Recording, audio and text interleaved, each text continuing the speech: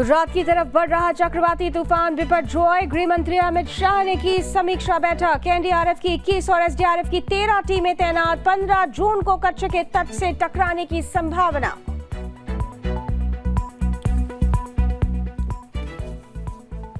मोदी सरकार का छठा रोजगार मेला। पीएम नरेंद्र मोदी ने 70,126 युवाओं को बांटे नियुक्ति पत्र। पीएम ने कहा 10 लाख सरकारी नौकरियां देने का है लक्ष्य।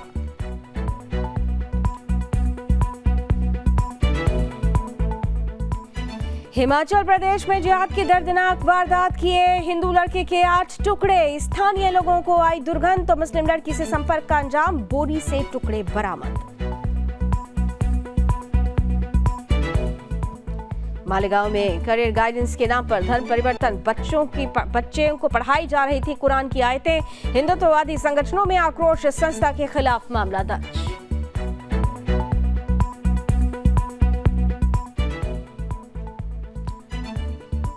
पालिका पर्व का 338वां वर्ष। संत श्रेष्ठ ज्ञानेश्वर महाराज जी और तुकाराम महाराज जी की पालकी। भक्ति गंगा और शक्ति गंगा का संगम। पुणे शहर में दोनों का हुआ भव्य आगमन।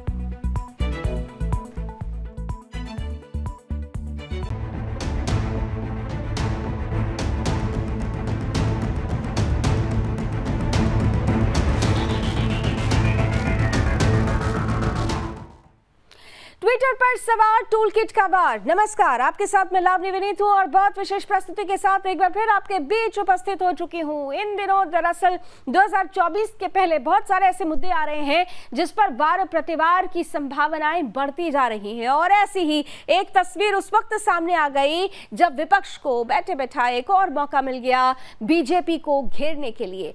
दरअसल ट्विटर के ही को फाउंडर और पूर्व सीईओ जैक डॉर्सी का एक इंटरव्यू सामने आता है और इस एक इंटरव्यू में एक ऐसी बात जैक डॉर्सी की तरफ से कही जाती है जो विपक्ष के लिए बैठे बैठाए चिराग का काम करती है और सरकार को आड़े हाथों लेने का मौका देती है। जैक डॉर्सी ने अपने इंटरव्यू में कहा कि जब किसान आंदोलन चल रहा था तो उस वक्त ट्विटर पर भारत की तरफ से किसान आंदोलन में सरकार का विरोध करने वाले जो अकाउंट्स थे उनको सेंसर करने का, उनको बंद करने का दबाव डाला गया था और ऐसा नहीं करने पर ट्विटर को भारत में बैन करने की धमकी दी गई थी। जैसे ही ये बयान सामने आता है सियासी गलियारों में हलचल मच जाती है। भारतीय जनता पार्टी इसे झूठ का पुलिंदा करार दे रही है, कह रही है कि सीधे सीधे ये झूठ बोला जा रहा है, ये टूल किट का ही हिस्सा है क्योंकि समय को देखना जरूरी हो जाता है। उधर दूसरी तरफ कांग्रेस बीजेपी पर पूरी तरह से हमलावर है और कह रही है कि लोकतंत्र मदर ऑफ डेमोक्रेसी का हवाला देने वाले किस तरह से ही डेमोक्रेसी की हत्या कर रहे हैं उसकी तस्वीर, उसकी तस्दीक जैक डॉर्सी का बयान कर रहा है। लेकिन इस वार प्रतिवार में बड़ा सवाल यह है कि विदेशी ताकतें एक बार फिर से उस समय क्यों एक्टिव हो रही हैं जब इस देश में लोकतंत्र का सबसे बड़ा पर्व आने में अब कुछ ही महीने बाकी रह गए हैं। सवाल ये उठ रहा है कि राहुल गांधी के अमेरिकी दौरे के दौरान ही या उसके बाद की जो परिस्थिति बनी है उसके बाद जैक डॉर्सी का ये बयान, क्या जैक डॉर्सी भी टूल किट का ही हिस्सा थे और आज भी उसी टूल किट के हिस्से के तहत भारत और भारतीयों को अपमानित करने और भारत सरकार को कटघरे में खड़ा करने का एक बड़ा आधार तैयार करने का एक हिस्सा बन रहे हैं। ये तमाम सवाल होंगे, इन पर चर्चा होगी। जो अतिथि आज हमारे साथ जुड़ेंगे उनसे भी आपका परिचय कराऊंगी, लेकिन उससे पहले किस तरह से सियासी गलियारों में हलचल मची है, किस तरह से कहा जा रहा है ट्विटर पर सवाल टूल किट का वार, देखते हैं आज की ये टीजर रिपोर्ट।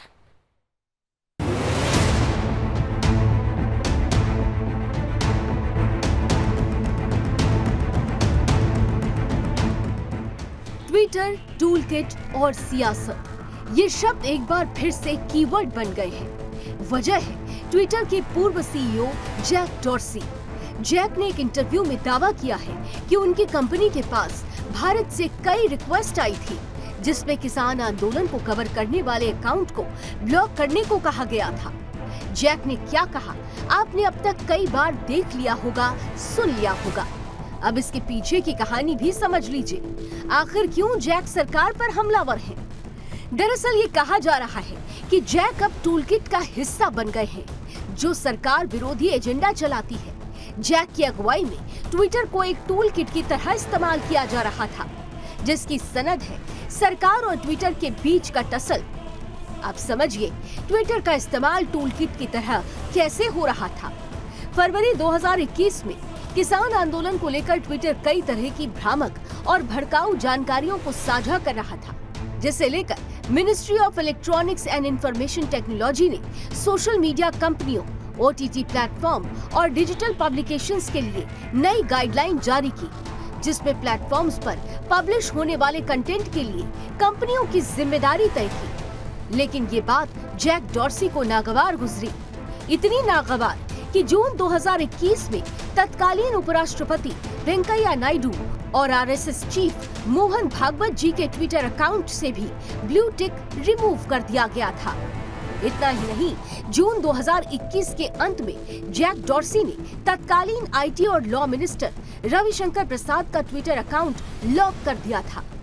जैक के बयान की टाइमिंग पर भी सवाल उठते हैं, क्योंकि जैक डॉर्सी का बयान ऐसे समय में आया है जब 2024 के रण के लिए सियासी दलों की किलेबंदी शुरू हो गई है। एक तरफ राहुल की अमेरिकी यात्रा और फिर डॉर्सी का बयान। ऐसा लग रहा है कि जैसे डॉर्सी राहुल की ही जुबान बोल रहे हैं। 2024 से पहले एक बार फिर से टूल किट गैंग एक्टिव हो गया है। बहरहाल अब देखने वाली बात ये है कि चुनाव के पहले टूल किट गैंग पर सरकार आखिर क्या एक्शन लेती है। Bureau report, Sudarshan news. is a country that had many requests of us around the farmers' protest, around particular journalists that were critical of the government, and it manifested in ways such as we will shut Twitter down in India, which is a very large market for us. We will raid the homes of your employees, which they did. We will shut down your offices if you don't follow suit. And this is India. कुछ ना कुछ विघ्न पैदा करना होता है, झूठ फैलाने के प्रयास किए जाते हैं और एक जो तनाव पैदा करने की परिस्थिति खड़ा करना, इस तरह के काम किए जाते हैं। और ये चेहरे एक बार नहीं, कई बार पहले भी बेनकाब हुए, फिर एक बार बेनकाब होंगे। भारत का लोकतंत्र बहुत मजबूत है और भारत में इतना मजबूत नेता है कि आज भारत को लगातार आगे बढ़ा रहे हैं। दुनिया भारत में उम्मीद देखती है और हमें उस उम्मीद पर खरा उतरना है। मुझे सिर्फ इतना कहना है कि विदेशी ताकतें हों या उनके यहाँ पर बैठे कुछ एजेंट्स हों या साथी हों, ये जितना भी प्रयास कर लें, इस देश को अस्थिर नहीं कर पाएंगे। इनके प्रयास जितने भी जारी हों, ये देश के खिलाफ ऐसे प्रयास करते हैं कि कभी मंजूर नहीं। कि इस देश का प्रधानमंत्री इतना कायर, इतना डरपोक क्यों है? इस देश की सरकार, 140 करोड़ लोगों के इस देश की सरकार 21 साल की एक क्लाइमेट एक्टिविस्ट से डरती है, पॉप सिंगर रिहाना से डरती है, वो छोटी सी बच्ची ग्रेटा थनबर्ग से डरती है। इस देश की सरकार मीडिया से, खासतौर से उस मीडिया से जो सवाल पूछता है, इतना डरती है कि एक लंबी फेहरिस्त है मेरे सामने, जिसमें मैं लगातार बता सकती हूं कि किन किन लोगों पर CBI की, ED की, इनकम टैक्स की रेड हुई, क्योंकि वो सच दिखा रहे थे। अब चाहे वो भास्कर हो जो कोरोना काल का सच दिखा रहा था, चाहे वो न्यूज क्लिक हो, चाहे वो न्यूज लॉन्ड्री हो, चाहे वो भारत समाचार हो, चाहे वो वायर हो, चाहे वो क्विंट हो, चाहे वो प्रणॉय रॉय हो, चाहे वो तमाम ऐसे लोग जिन्होंने सच दिखाने की और सवाल पूछने की हिम्मत दिखाई, उनको रेड किया गया और ये चुप कराने की। तो इस सियासी गलियारों में हलचल मची हुई है, आरोप प्रत्यारोप का वार और प्रतिवार का इसकी स्थिति पैदा हो गई है। लेकिन इन सब के बीच 2024 पर इसका क्या प्रभाव पड़ेगा, इस पर भी चर्चा शुरू हो चुकी है। आइए आज की चर्चा में जो अतिथि हमारे साथ जुड़ रहे हैं, आज का पैनलिस्ट, अब आपका परिचय उनसे करवाती हूँ। स्वागत करती हूँ सभी का। हमारे साथ आज भारतीय जनता पार्टी का पक्ष रखने के लिए जुड़ चुके हैं रमाकांत मिश्र जी, कांग्रेस का पक्ष रखेंगे रत्नाकर सिंह जी, साथ ही साथ जाने माने पॉलिटिकल एक्सपर्ट रमेश ठाकुर जी भी पैनल का हिस्सा हैं, और सुप्रीम कोर्ट के सीनियर एडवोकेट संदीप मिश्रा जी भी आज हमारे साथ पैनल में हैं। आप चारों का बहुत बहुत स्वागत। और चर्चा की शुरुआत में सबसे पहले रत्नाकर जी, आज आपके साथ ही चर्चा की शुरुआत करते हैं, क्योंकि बार बार ऐसे मौके बैठे बैठाए विपक्ष को मिल रहे हैं जो सरकार को कटघरे में खड़ा करने के लिए काफी हैं। एक बार फिर से अब जैक डॉर्सी ने आपको मौका दे दिया, खुश तो बहुत होंगे आप।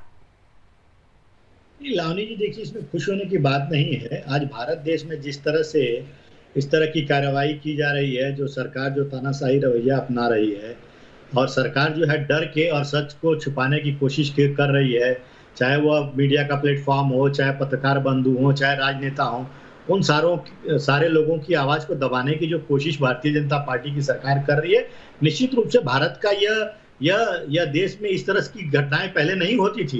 ये मोदी काल में हो रही हैं कि जहां पे अभिव्यक्ति की आजादी को जो है छीनने का काम किया जा रहा है। और यही बात तो राहुल गांधी विदेशों में जाके कह रहे हैं। वो तो यही कह रहे हैं ना कि हमारे संविधान को खतरा है, हमारी अभिव्यक्ति की आजादी को खतरा है, विरोधियों की आवाज को दबाया जा रहा है, कहीं न कहीं ईडी की छापेमारी की जा रही है। तो राहुल गांधी यही बात कह रहे हैं, लेकिन भारतीय जनता पार्टी उसको, जब हम उनकी नीतियों की बुराई करते हैं, जब हम देश के बारे में बात करते हैं, तो ये कहते हैं कि देश का अपमान करते हैं, देश का अपमान करते हैं। अभी तो दूध का दूध पानी का पानी हो गया ना। उन्होंने खुद, जो को फाउंडर है जैक डोर्सी जी, उन्होंने खुद सारी चीजों को, तथ्यों को उजागर कर दिया। उसमें अब सरकार को अपना बयान देना कि आखिर में क्यों ये इस तरह का रेड जो है यहाँ के ट्विटर के ऑफिस में करवाती थी, क्यों लोगों की आवाजों को दबाने का काम करती है। ठीक है, आपने ओपनिंग रिमार्क दिया, मैंने आपको पूरा मौका दिया, लेकिन दो बातें सर आपसे जानना चाहती हूँ। एक तो आपने कहा कि अभिव्यक्ति की आजादी पर प्रहार हो रहा है। बहरहाल इस देश ने सबसे पहले अगर आपातकाल का दौर देखा था तो वो आपका शासनकाल था। बहरहाल ये आप भूल जाते हैं, बार बार आपके स्मृति पटल पे आप लोगों को याद दिलाना पड़ता है। लेकिन महत्वपूर्ण सवाल ये है,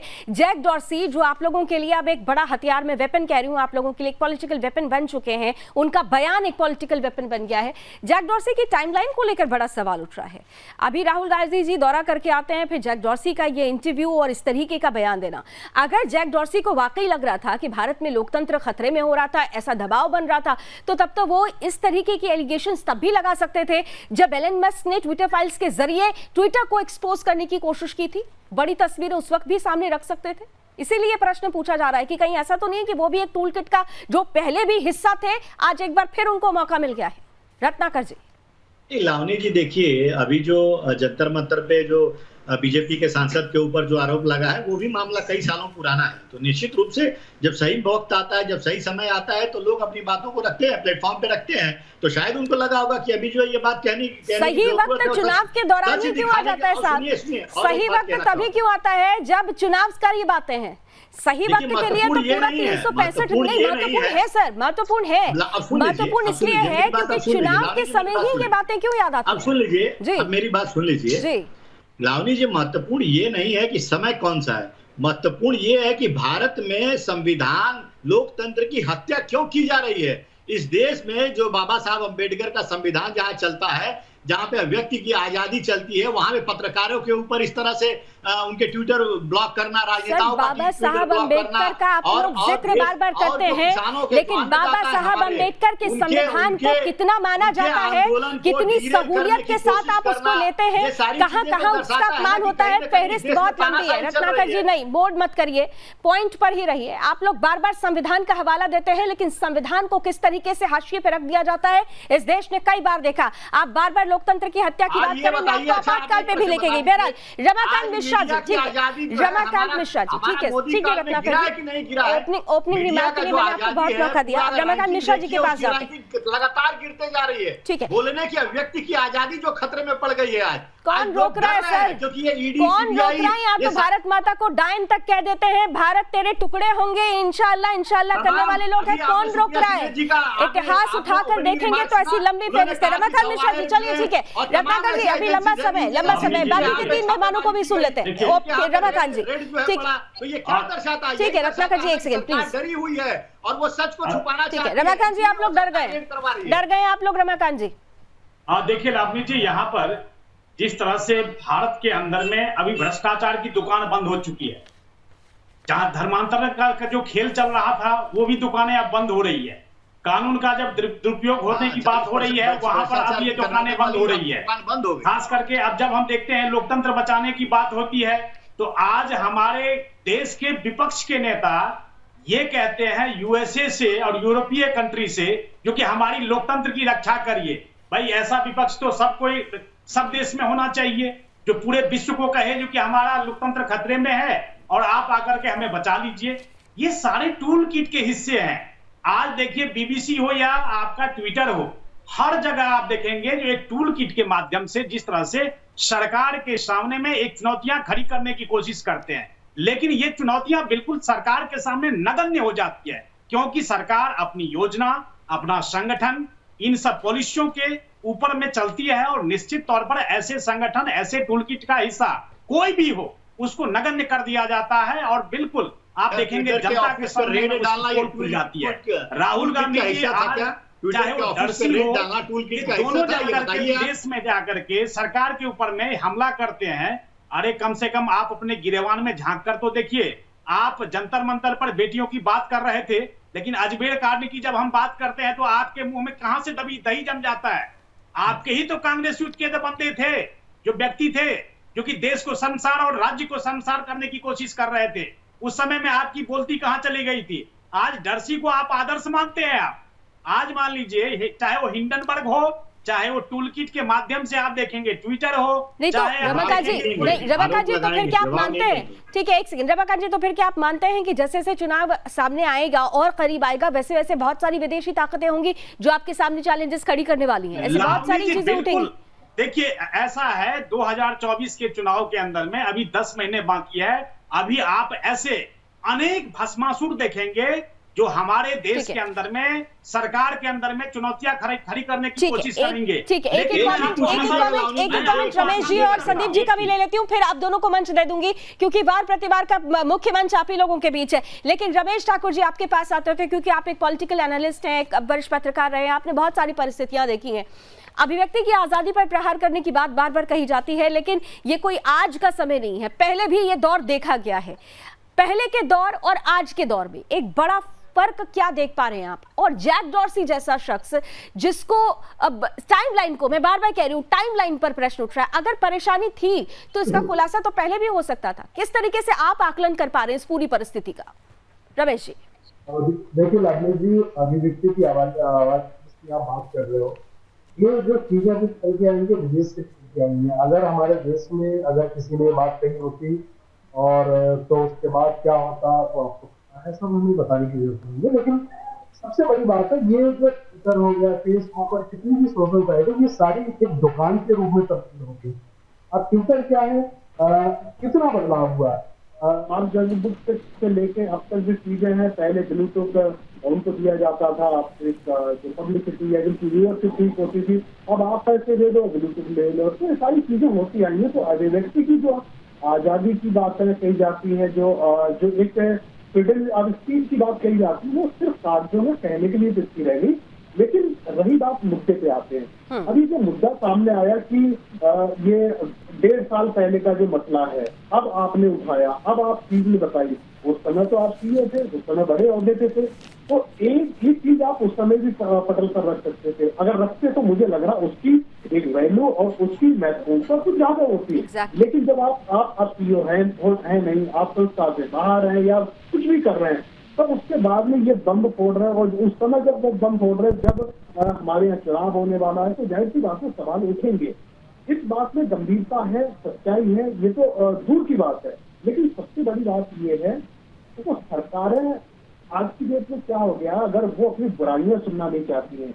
ये अम्बेडकर की सरकार में ये जो पुराने जो नेता हुआ करते थे, चाहे अटल जी हो गए, चाहे राजीव गांधी हो, ये उस जमाने की सरकारें नहीं है। अब अपनी कोई बुराई सुनना नहीं चाहता है, अब वो सब अपनी इच्छाएं सुनना चाहते हैं। अब जिस तरीके से ये सारी चीजें हो रही हैं, एक सवाल तो खड़ी करते हैं, सरकार में भी सवाल खड़े करते हैं, व्यवस्था में भी सवाल खड़े करते हैं। रमेश जी, बुराई ये सही कह रहे हैं आप कि कोई बुराई नहीं सुनना चाहता। आज की परिस्थिति बदल गई है, लेकिन उस बुराई को भी प्रेजेंट करने का तरीका, आप झूठ बोल के तो बुराई को नहीं सामने रख सकते ना। जो सच है उसे अगर दिखाया जाए तब स्वीकार्यता ज्यादा समझ में आती है।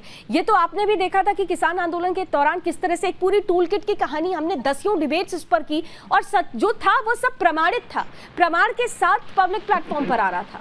तो उस परिस्थिति के बाद जी, लेकिन लाडली जी, मुझे लग रहा है ये चीज जो है ये बिल्कुल अलग है, उन चीजों से अलग है। इनको हम उससे नहीं जोड़ पाएंगे। हाँ, उस समय चीजें नहीं हुई, बहुत सारी हुई, लेकिन इसमें जी रमेश जी, आपकी आवाज आ रही है, आपका विजुअल अभी हम तक नहीं आ पा रहा है। मैं आती हूँ दोबारा आपके पास, ठीक है। जरा पैनल, रमेश जी का शायद उनसे कनेक्शन टूट रहा है, उनके पास जाएंगे। अभी संदीप जी से भी एक कमेंट ले लेते हैं। संदीप जी, क्योंकि इस तरीके के जब मामले आते हैं, इंटरनेशनल जो लॉ होता है उसका बहुत इंपॉर्टेंट रोल हो जाता है, क्योंकि देखिए विदेशी ताकतें इस समय में नहीं, हम सदियों से देख रहे हैं कि वो प्रभावित करती हैं भारत के लोकतंत्र को अपनी ऐसी हरकतों के माध्यम से।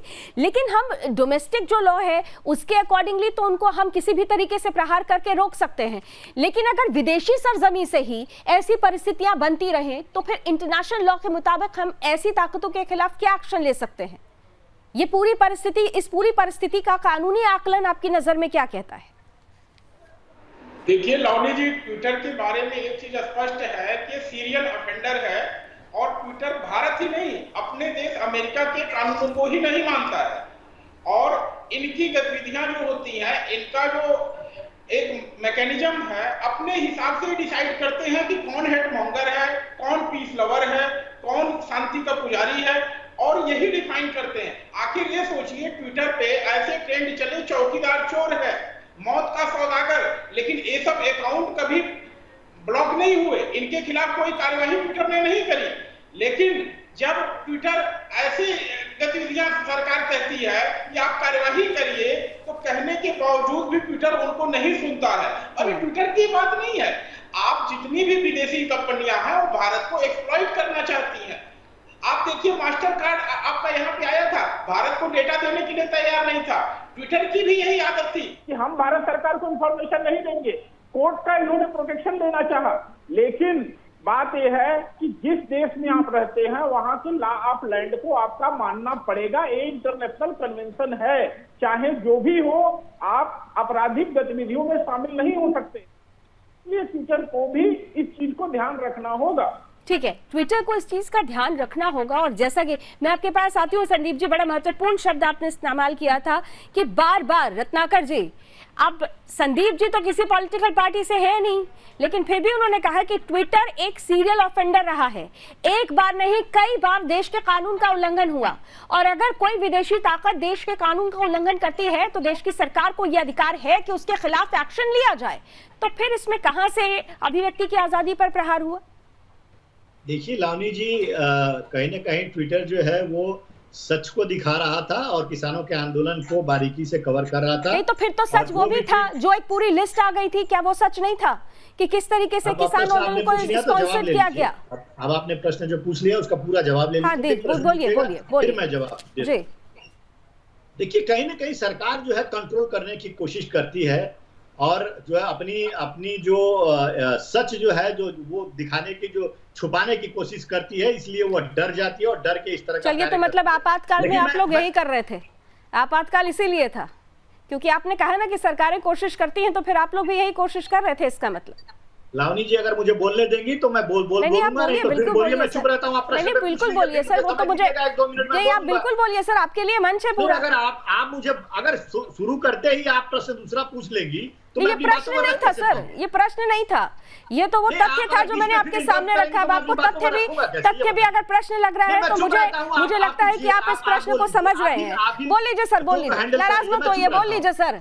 हमारे मंच में सबको बोलने का अधिकार है, लेकिन तथ्य के साथ बोलते हैं हम लोग, और आपको भी तथ्यों के साथ ही सुनना पसंद करेंगे हमारे दर्शक। बिना तथ्य का मैं बात कर रहा हूं। बोलिए सर, तथ्यों के साथ ही बात करिएगा तो दर्शक आपको सुनेंगे भी। बोलिए रत्नाकर। लावनी जी, हाँ सुन लीजिए। अब ये टूल किट कह रहे हैं बार बार। ये टूल किट था क्या जो 24 मई को 2021 में ट्विटर के ऑफिस के ऊपर तो रेड किया गया, एजेंसियों का दुरुपयोग किया जाता है वहां पे, तो ये टूल किट का हिस्सा था क्या? कहीं ना कहीं सरकार जो है उस आजादी को छीनने का काम कर रही थी। जो मीडिया का प्लेटफॉर्म जो है दिखा रहा था, वो अपने खिलाफ कोई भी ऐसी आवाज नहीं जाने देना चाहती थी जो उनकी छवि को खराब करता है। आप देख लीजिए, किसान आंदोलन में 600 से ज्यादा किसान मरे, और उसी दौरान वो जो किसान आंदोलनकारी वहां पे बैठे थे, उनके घरों पे जा करके और एजेंसियां जो है रेड कर रही थी वहां पे भी। तो ये सारी सब जब चीजें दिखाने लगी और दिखाई जा रही थी, तो तभी सरकार ने इस तरह का कदम उठाया कि इस तरह का आप मत दिखाइए, क्योंकि आप जानते हैं कि किसान आंदोलन 1 साल के लगभग चला, और इस आंदोलन में सरकार जो अगर आपके नजरिए से ये बात सही है, अगर आपके नजरिए से ये बात सही है, तो फिर वो बात भी सही है ना सर? सुन लीजिए, अगर आपके नजरिए से ये बात सही है कि सरकार ने रोकने की कोशिश की, तो फिर तो दूसरी तरफ उस बात को भी सच मानेंगे ना कि किस तरीके से ग्रेटर ओवरऑल टूलकिट का जो हिस्सा थे, जो चैट सामने आ गई थी पब्लिक प्लेटफॉर्म पर, किस तरीके से किसान आंदोलन को स्पॉन्सर करना है, कैसे कैसे उसका एक एक दिन, एक एक घंटा, एक एक मिनट कैसे सेट करना है, ये भी तो सामने आया था। तो फिर इसको भी सामने सच मान लीजिए। रमाकांत जी जवाब दे दीजिए, रमाकांत जी जवाब दे दीजिए। देखिए लावणी जी, यहाँ पर वो भी चाहे बीबीसी हो, चाहे बीबीसी हो, चाहे ट्विटर हो, अरे जो सरकार के खिलाफ जो यहाँ की रमाकांत जी और रत्नाकर जी को आमने सामने लेकर आइए। देखिए लावणी जी, ऐसा है क्योंकि चाहे वो बीबीसी हो चाहे ट्विटर हो, हमने देखा है कि बीबीसी अभी उसने खुद स्वीकार किया, बीबीसी ने खुद स्वीकार किया कि वो नियमों का उल्लंघन कर रहा था, देश के कानूनों का उल्लंघन कर रहा था। ये कोई बात नहीं, बीबीसी ने खुद स्वीकार किया था। ये ग्रेटा थंबर्ग कौन थी, मियां खलीफा कौन थी, ये सब एक चीज सारे टूलकिट का हिस्सा थी। और ये जो चैट सामने आया था, निश्चित तौर पर आपने जो जिक्र किया, ये बिल्कुल वही चीज का हिस्सा था जो सरकार को बदनाम करने की, सरकार को धरातल पर काम कर रही थी, राहुल गांधी का ट्वीट, उसको कहीं ना कहीं बदनाम करने की कोशिश की जा रही थी। आप देखेंगे, नहीं आप देखेंगे राहुल गांधी को विदेशी ताकत के साथ, चाहे वो चाइना के साथ हो, चाहे गलत काम कर रहे थे क्या, चाहे किसी और कंट्री के साथ हो, आज इनके नेता विदेशों में जाते हैं, वहां से जाकर के सरकार को बदनाम करने की कोशिश करते हैं। आपने देखा होगा और झूठे IT सेल के माध्यम से आप लोग जनता को बरगलाने का काम करते हैं, और वही सच जब सामने आ जाता है तो आप लोग 140 चाहे वो ट्विटर हो चाहे बीबीसी डॉक्यूमेंट्री हो, आप लोग बैन लगाने का काम करते हैं। आप दोनों अपनी अपनी बात करें। एक सेकंड, रमाकांत जी और रत्नाकर जी, रमाकांत जी और रत्नाकर जी, आप दोनों ही एक बात बोल रहे हैं, सच को दबाने की कोशिश हो रही है, दोनों तरफ से एक ही आरोप आ रहा है। ठीक है, एक सेकंड रत्नाकर जी, आ रही हूँ रत्नाकर जी। सरकार 95% विपक्षी नेताओं के ऊपर ईडी की जांच करवाती है। अब ये बताइए, ये बीबीसी ने क्या स्वीकार नहीं किया, बीबीसी ने क्या स्वीकार नहीं किया, क्योंकि वो भारतीय कानून का उल्लंघन कर रही थी। लेकिन एक बात बताइए, आप लोग इतना हमलावर हो जाते हैं रत्नाकर जी, इतना हमलावर आप लोग होते हैं, लेकिन उसी विदेशी सरजमी से, एक सेकेंड रत्नाकर जी, सच ये भी देख लीजिए, विदेशी ताकतों से, विदेशी सरजमी से सरकार पर उठाए गए सवाल तो आपको सुनाई दे रहे हैं। एक सेकेंड रत्नाकर जी, रमाकांत जी, एक सेकेंड रत्नाकर जी, विदेशी सरजमी से सरकार पर उठाए गए सवाल आपको समझ में आते हैं, दिखाई देते हैं, लेकिन उसी विदेशी सरजमी से जब सरकार की तारीफ होती है तब क्यों नहीं दिखाई देता है, यह भी महत्वपूर्ण है। रमेश ठाकुर जी आपके पास आ रही हूँ, ठीक है, बहुत पहले डाउन प्लीज। रमेश ठाकुर जी आपके पास आ रही हूँ। अब देखिए 2024, हम थोड़ा पॉलिटिकल एंगल से भी इस चीज को देख लें, 2024 आने वाला है, मैं बार बार कह रही हूँ, और ऐसा मेरा कहना नहीं है, बल्कि इस बात की चर्चा हर जगह हो रही है कि 2024 से पहले ऐसी बहुत सारी परिस्थितियां होंगी। ये टाइमलाइन बहुत महत्वपूर्ण है, इससे किस तरीके से अलग किया जा सकता है, और भारत का लोकतंत्र, जिसे जीवंत लोकतंत्र कहा जा रहा है विदेशी सरजमी पर, उसको देखते हुए इस परिस्थिति का आकलन कैसे किया जा सकता है? सरकार के सामने क्या आप कुछ बड़ी चुनौतियां देख रहे हैं? नहीं लावणी जी, जिन बातों का आपने जिक्र करा और जिन बातों की आपने दोहराई दी, बहुत अच्छी बात है। देखो, हमें यहाँ पे भारत को बचाना है, भारतीयों को बचाना, और सबसे बड़ी बात है भारतीयता को हमें बचाना है। अगर विदेशी कोई व्यक्ति, और जो ट्विटर हैंडल चलाता हो और बड़ी कंपनियां सोशल मीडिया जब चलाता हो, उसमें अगर भारत की बदनामी होती है तो हम आप सबकी बदनामी होती है। यहाँ पे इस मुद्दे पे राजनीति ना होके और रमाकांत मिश्रा जैसे लोग इस पर डिफेंड नहीं कर पाएंगे, जवाब नहीं दे पाएंगे।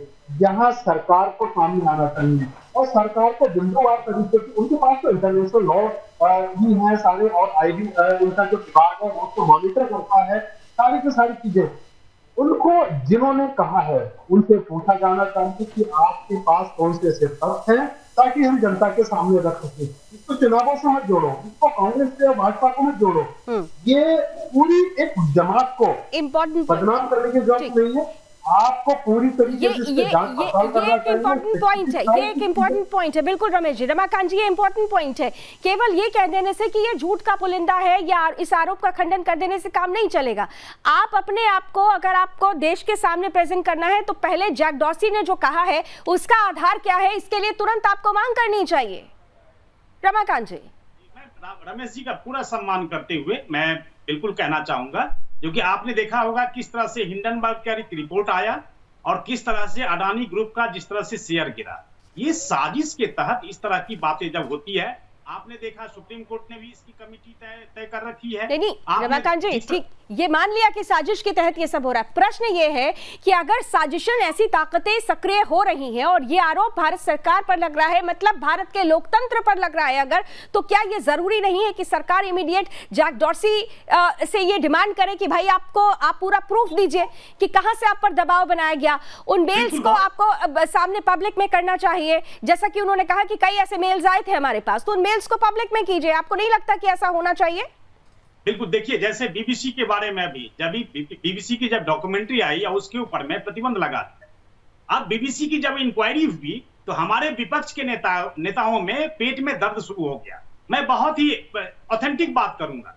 अब देखिए बीबीसी का जब यहाँ पर कानूनन देखा गया जो कि सारी चीजें जब उल्लंघन हो रहा था, उस समय में भी जाकर के विपक्ष को दर्द हो जाता है। मुझे लगता है क्यों ऐसा क्यों होता है?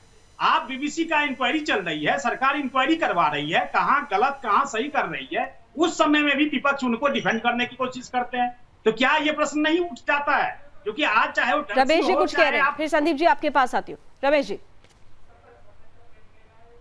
रमेश जी का ऑडियो प्लीज आप कीजिए। रमेश जी, जांच होनी चाहिए, लेकिन बात यहाँ पे हो रही है जैक डॉर्सी ने जो कहा, जो आपके ऊपर आरोप लगाए, गंभीर आरोप लगाए, क्या आपकी वहां तक पहुंचने की विसात है? क्या आपकी एजेंसी, क्या आपकी व्यवस्था, क्या आप उनको पकड़ के ला सकते हो? और ताकि हम लोगों को ये बता सकते हो, लावनी जी को, संदीप जी को, रत्नाकर को, रमेश ठाकुर को ये बता सकते हो कि उन्होंने झूठ बोला तो ये हमारे पास तथ्य है। क्या ऐसा कर सकते हो आप, या आपकी सरकार कर सकती है? रमाकांत जी जल्दी से जवाब दीजिए, फिर इसी पर मैं संदीप जी से एक बात समझना चाहती हूँ। देखिए रमेश जी, बिल्कुल आपने सही कहा, लेकिन अब जब क्या होता है, चाहे आपने देखा होगा पिछले कुछ समय में, जैसे बीबीसी ने अपने आप को प्रोजेक्ट करने की कोशिश की, सरकार उसके ऊपर में इंक्वायरी बैठाई, सरकार के समक्ष सारी चीजें आ गई जो कि क्या गलत था क्या सही था। अब एक चीज बताइए, तो यहाँ दायरे में थे, मैं दायरे की बात कर, दायरे से बाहर निकलो, थोड़ा सा दायरे के बाहर निकलो। आप बीबीसी के ऊपर रेड कर सकते हो आराम से, आपके हाथ में है, आप दूसरे चैनल पर रेड कर सकते हो। बात यहाँ पे हो रही है, सवाल ये है कि बिल्कुल विदेश में बैठे हुआ अगर कोई ऐसी ताकत है, मुझे लगता है कि इस पर संदीप जी का रिएक्शन लेते हैं क्योंकि ये महत्वपूर्ण हो जाता है। ये पूरा एक कानूनी पहलू होता है और ये कानूनी पहलू कानूनी पचड़े में कब बदल जाता है ये कोई समझ ही नहीं पाता अंतर। ये महत्वपूर्ण बात है संदीप जी, जो रमेश ठाकुर जी कह रहे हैं, जो वाकई जिस पर चर्चा होनी चाहिए कि भाई देश के अंदर तो आप एक एक्शन ले लेंगे, लेकिन देश के बाहर अगर बैठकर ऐसी ताकत एक्टिव है तो उनके लिए क्या कर सकती है सरकार के पास? क्या कोई प्रावधान है, कानूनी प्रावधान कि जैक डॉर्सी जैसे जिन पर आरोप लग रहा है, ऐसी विदेशी ताकतों पर भी किसी तरीके का बल बनाया जा सके, उनको एक्सपोज किया जा सके? लावनी जी एक उदाहरण है, जल्दी से सर, फिर संदीप जी से इसका जवाब ले रही हूँ। आम आदमी पार्टी के नेताओं को जब दिल्ली दंगों से जोड़ा था तो इन्होंने तलब कर दिया था, फेसबुक के बड़े अधिकारी को तलब कर दिया था। जब छोटी पार्टी एक स्टेट की पार्टी तलब कर सकती है, आप तो सबसे बड़ी पार्टी हो, आप पीछे जुड़े। ठीक है संदीप जी। हाँ, संदीप जी, आज की तारीख में ये मानना पड़ेगा कि ट्विटर अपना क्षेत्र खो रहा है। ट्विटर का जो एक छत्र राज था सोशल ब्लॉगिंग पे, वो खत्म हो रहा है। आज भारत में कूच ऐसा प्लेटफॉर्म खड़ा हुआ है और भारत सरकार के ज्यादा से ज्यादा मंत्री, मुख्यमंत्री, एक प्रधानमंत्री को केवल छोड़ दे तो गृह मंत्री का ऑफिस, गृह मंत्री जी खुद, नितिन गडकरी जी, सारे लोग आज कू प्लेटफॉर्म पे आ चुके हैं और देश की जनता बहुत बड़ी संख्या पे कू प्लेटफॉर्म पे, जो एक भारतीय प्लेटफॉर्म है, उस पे काम कर रही, अपने विचारों को साझा कर रही और राष्ट्रवादी बातें उससे साझा हो रही हैं। तो ऐसे चीजों में जब ट्विटर को भारत जैसे जगह पे अपना बिजनेस खसकता हुआ दिखाई दे रहा है कि कल को अगर एप्लीकेशन गेम सक्सेस हुआ, कू अगर यहाँ पे सफल हो रहा है तो ट्विटर की तो मार्केट खसक रही है।